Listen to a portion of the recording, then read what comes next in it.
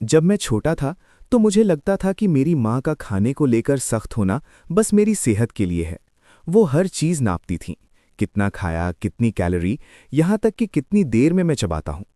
अगर मैं दूसरी बार परोसने के लिए हाथ बढ़ाता तो वो हल्की सी मुस्कान के साथ कहती, अपने शरीर की सुनना मतलब समय पर रुकना।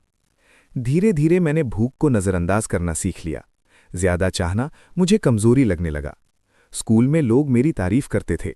मैं कभी नाश्ते के लिए नहीं पूछता, लंबे दिनों में भी शिकायत नहीं करता। मुझे गर्व होता था कि मैं इतनी छोटी उम्र में खुद पर काबू पा लेता हूँ। खाली पेट मुझे नियंत्रण लगता था और नियंत्रण मुझे प्यार। सालों बाद अपनी रसोई में खड़ा मैं अपने बच्चे को खाना खाते देख रहा था। उसने और चावल मांगे, फिर मुंह भरे भरे हंस पड़ा, बिना किसी डर के, बिना किसी शर्म के।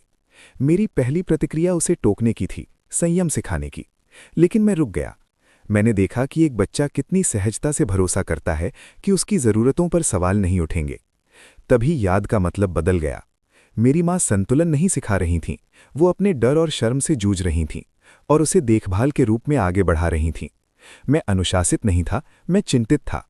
ये समझ दर्दनाक थी, लेकिन इसी ने मुझे एक विकल्प दिया, अपने बच्चे की ज़रूरतों का जवाब बिना तौल माप के देने का, और ये सिखाने का कि भरपूर होना शरीर में, आवाज़ में और खुद में कभी माफ़ी मांगने की चीज़ नहीं है।